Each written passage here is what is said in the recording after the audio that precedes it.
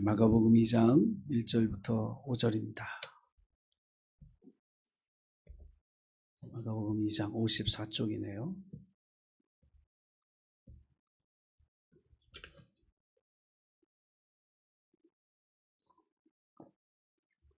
마가복음 2장 1절로 5절, 우리 같이 1절부터 5절 말씀을 같이 읽겠습니다. 자, 시작. 수일 후에 예수께서 다시 가버나움에 들어가시니 집에 계시다는 소문이 들린지라 많은 사람이 모여서 문 앞까지도 들어설 자리가 없게 되었는데 예수께서 그들에게 도를 말씀하시더니 사람들이 한 중풍병자를 4사람에게 메워 가지고 예수께로 올세 무리들 때문에 예수께 데려갈 수 없으므로 그 계신 곳에 지붕을 뜯어 구멍을 내고 중풍병자가 누운 상을 달아내리니 예수께서 그들의 믿음을 보시고 중풍병자에게 이르시되 작은 자야 내 죄 사함을 받았느니라 하시니. 아멘. 생모로부터 버려져서 음식물 쓰레기통에서 3일을 버틴 아기가 극적으로 구조되었다는 뉴스는 우리를 경악하게 만들었습니다. 그러나 이 사건을 생각하면 생각할수록 그냥 그 생모가 못되고 무지하고 나쁘다 이렇게만 비난한다고 이런 일이 다시 되풀이되지 않을 것인가. 저는 이 사건 앞에서 우리가 이렇게 질문해 봐야 되지 않는가 하는 생각을 했어요. 무슨 질문이냐면 왜 그 여자는, 그 엄마는, 그 아기 엄마는 모든 사람이 생각지도 못했던 그런 행동을 할 수 있었을까? 왜 음식물 10리터짜리 음식물 쓰레기통에 자기가 낳은 아기를 거기 집어넣을 행동을 했을까? 왜? 도대체 뭐 때문에? 이 질문을 우리가 던져봐야 되지 않는가. 물론 자기 어떤 부끄러운 수치가 드러나는 것 감추고 싶었겠죠. 사람들의 비난을 받는 것도 두려웠을 거예요. 그러나 한편으로 또 생각하면 누군가에게 도움을 요청할 사람, 누군가에게 이 문제를 가지고 어떻게 하면 좋을지를 의논할 사람조차 그 아기 엄마에게는 없었기 때문에 그저 그 짧은 생각에 그렇게 행동하지 않을까. 제가 그녀를 변호하고 싶어 하는 것이 아니라 우리 사회가 점점 자기의 부끄러움과 수치를 드러내고 이야기할 이웃이 없어지는 사회를 만들어가고 있다. 그런 가족이 없는 사회, 이웃이 없는 사회를 우리 스스로가 점점 익숙해지고 있는 것은 아닌가 하는 그런 생각을 하게 됩니다. 우리 시대가 점점 어떻게 변해가고 있는가 가만히 보면 저를 포함해서 다 자기중심적이고 이기적으로 변해갑니다. 자기를 보호하려고 힘쓰고 자기 이익을 지키려고 힘쓰고 자기의 어떤 부끄러움이나 수치가 드러나지 아니하고 뭔가 대단한 사람이라고 하는 걸 인정받고 싶은 그런 욕심을 가지고 살아간다는 거죠. 그런데 그렇게 살아가는 것이 다른 사람들에게 얼마나 큰 피해를 주고 얼마나 큰 상처를 줄 수 있는지에 대해서는 생각하지 아니하고 살아가는 거예요.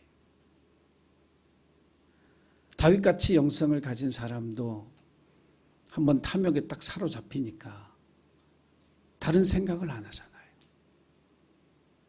한 가정을 파괴하고 한 생명을 잃게 할 뿐만 아니라 자기의 행동 때문에 칼이 떠나지 아니하리라고 하는 하나님의 진노하심을 받아서 왕자들이 서로를 죽이는 그런 일들, 아들 압살롬의 반역 때문에 예루살렘에서 빠져나갈 때 다윗만 나갔겠어요? 다윗을 따르는 수많은 백성들도 그 밤에 울며 불며. 그 백성들은 무슨 죄를 졌길래 그 고통을 당해야 했을까? 우리가 다윗의 얘기를 저는 그 설교하면서 제 자신의 이야기라고 하는 그런 관점에서 보려고 무지 노력을 했어요. 남의 얘기로만 들으면 안 되는 거거든요. 다윗을 보면 나쁜 사람이야. 어떻게 그럴 수가 있어. 이렇게 얘기하지만 정작 자기 문제일 때는 그게 안 보인다는 거예요. 여러분, 우리가 정의를 외치고 옳은 말을 하는 것 같지만 항상 우리의 말과 행동이 누군가에게 폭력이 될 수 있다고 하는 사실을 염두에 둬야 됩니다. 모든 사람 자체가 완전한 사람이 없어요. 아무리 많이 박사학위를 5개를 받았다고 해서 그 사람이 완전한 사람이냐? 아니에요. 목회를 한 40년 하면 그 사람 완전한 사람이 그런 거 아니고요. 우리는 늘 스스로를 생각할 때 나는 잘못할 수도 있고 틀릴 수 있다라고 하는 걸 항상 인정해야 돼요. 그러니까 내만 옳다고 얘기해서는 안 돼요. 내가 정이다, 내가 표준이다, 이거는 하나님 외에는 아무도 그렇게 얘기할 수 없는 거죠. 아마 그 아기를 버려야만 했던 그 생모의 곁에 이 사람이 왜 아무 얘기를 못했을까? 얘기해봐야 욕먹으니까. 비난할 거 아니에요. 너 왜 그렇게 살았어? 문제를 이 지경을 만들어 놓고 너 지금 뭐 하자는 얘기야. 그런 얘기 들어서 뭐해? 듣고 싶었겠어요? 그냥 갖다 버리는 선택을 하고 만 거죠. 여러분, 자꾸 격려해 주셔야 돼요. 칭찬해 주셔야 되고 축복해 주셔야 돼요. 옳은 말이니까 깨달으라고 비판하고 비난하는 게 어쩌면 마음을 닫고 입을 닫는데 결정적인 이유가 돼요.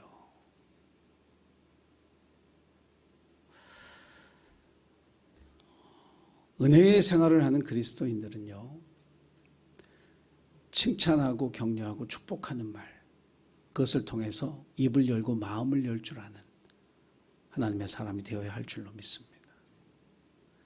예수님이 이걸 되게 잘하셨어요. 입을 열게 만드는 것. 자기 문제를 이야기하게 하고 하나님의 말씀, 복음으로 그것을 치유하는 것. 마음이 열려야 입이 열리죠. 얘기가 나와야 뭔가 복음을 전할 기회를 얻는 거잖아요. 사도행전 16장에 보면 사도 바울이 빌립보 지경에 가서 귀신 들려서 점치고 돈 벌어서 그 주인에게 주는 한 여종을 만나잖아요. 지나갈 때마다 계속 하나님의 사람이라고, 구원의 길을 선포하는 사람이라고, 미치겠는 거예요. 괜히 그거 간섭했다가 평지풍파를 일으키는, 문제를 일으키면 뭐 전도고 뭐고 다 쫓겨나게 되니까 그거를 피하려고 어쩐지 이틀 3일 지나갔는데 계속 이러니까 결국 그 마음의 부대낌, 그걸 견디지 못하고 귀신 쫓아내 주잖아요. 그러고 나서는 아주 그냥 고생했죠. 감옥에 갇히고 매 맞고. 그런데 여러분, 우리가 이웃을 자기 몸처럼 사랑하라고 하는 주님의 말씀에 대해서 여러분, 그것을 생각하고 묵상하는 차원을 넘어서 실천하는 데까지 가지 않으면 안 된다는 말씀을 드리는 거예요. 사도 바울 그것 때문에 물질적 손해도 보고 시간적 손해도 보고 몸의 건강의 손해도 봤지만 그것을 감당하면서 한 영혼을 하나님 앞에 돌아오게 하고 회복하는 일이 그만큼 중요하다는 사실을 우리에게 가르쳐 줬거든요.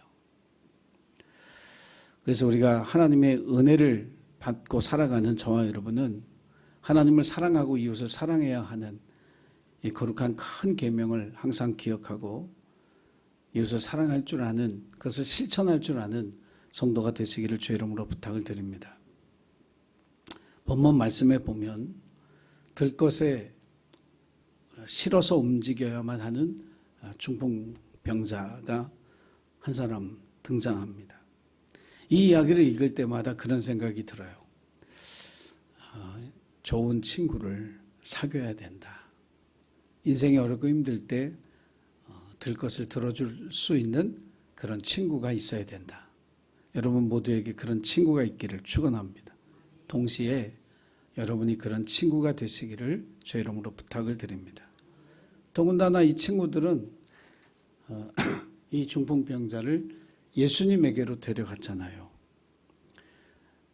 예수님에게로 이끌어주는 그런 친구, 이런 사람들이 있어야 되고, 그 믿음이 떨어질 때 그 믿음을 격려해주고 북돋아주고 주님께 가자, 주님께 가자, 이렇게 얘기할 수 있는 그런 친구가 있어야 되는 거예요.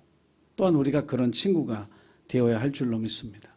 그래서 예수님을 만나게 하려고 왔는데 이게 문 앞에 사람들이 꽉 차가지고 예수님 앞으로, 예수님에게 갈 수가 없는 거예요. 아마 이 사람들이 얘기했을 거예요. 좀 길 좀 열어달라고. 이렇게 환자가 와서 예수님 만나 기도받게 하기 위해서 왔으니 좀 길을 좀 터주시오. 근데도 이 길이 안 열리는 거예요. 전부 다 말씀 듣고 은혜 받으려고 주의 도를 가리키는 그때에 있었거든요. 여러분 같으면 어떻게 하셨을까요? 과연 비켜서서 아이고 예수님 앞으로 가십시오라고 했을까요? 아니면 그냥 나 뭐야 막 이러면서 왜 이래? 딴 데 알아보라고, 딴 데로 가라고. 나도 예수님 말씀 들어야 된다고, 은혜 받아야 된다고 이러고 버티고 있었을까? 어떻게 했을까요? 길이 안 열리니까 지붕 뜯어내고 그냥 위에서부터 예수님 앞으로 내릴 수밖에 없었던 거죠. 그러나 여러분 이 생각을 해보세요. 과연 예수님이 그랬더라면, 예수님이 문 앞에 길을 막고 계셨더라면, 이렇게 사지마비로 온 들것에 실려온 그런 사람이 있었다면 길을 열어주셨을까요? 그대로 계셨을까요? 저는 길을 열어주셨을 것 같아요. 우리가 은혜 받았다는 거, 혹은 하나님께 우리의 그리스도인의 영성을 가지고 있다라고 하는 것은 오늘 설교의 제목처럼 주께 나갈 길을 열어주는 거예요. 이것이 진정한 그리스도인이라고 하는 거죠. 내가 은혜 조금 늦게 받아도 내가 예수님처럼 사는 것이 하나님 내게 은혜 주신 이유고 내게 영성이 있는 이유다라고 하는 사실을 저와 여러분이 기억하고 길을 열어줄 줄 아는 그런 성도로 살아가야 할 줄로 믿습니다. 병자가 된 친구를 아끼며 소중히 여기는 우정도 귀한 거고요. 예수님에게로 그 친구를 데려온 것도 귀한 사랑이죠. 지붕을 뜯어내는 믿음도 굉장히 귀한 믿음이지만 문을 막고 말씀을 듣기보다는 그 병자가 주님 앞에 나갈 수 있도록 길을 열어주는 그 사랑도 너무너무 귀한 것이다. 어쩌면 오늘 우리 시대에는 그런 사랑이 더 필요한 시대가 아니겠는가. 저와 여러분이 크리스찬으로 세상을 산다는 건 바로 그런 일이다.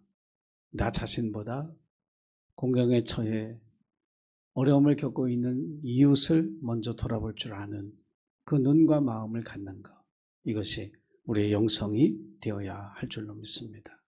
내 은혜를 양보하고 다른 이들이 더 큰 은혜를 받도록 도울 수 있는 길을 열어주는 그런 사랑으로 우리가 서로를 섬기고 이웃을 섬기는 예수님교회 가족들이 되기를 주의 이름으로 축원합니다.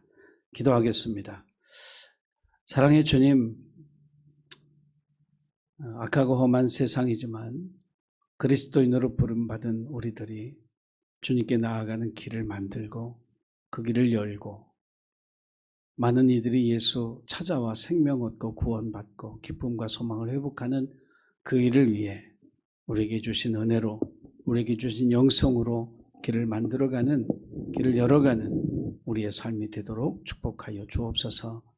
예수님교회 가족들이 모두가 하나님의 은혜를 받는 것 소중히 여기면서 동시에 어려움에 처한 이웃을 살피며 그들을 위해 헌신하며 사랑을 나누는 복된 이웃으로 살아갈 수 있도록 주께서 인도하여 주시옵소서. 언제나 우리와 함께 하시고 우리를 통해 이 땅에 하나님의 나라를 이루어 가시는 예수님의 이름으로 기도드리옵나이다. 아멘.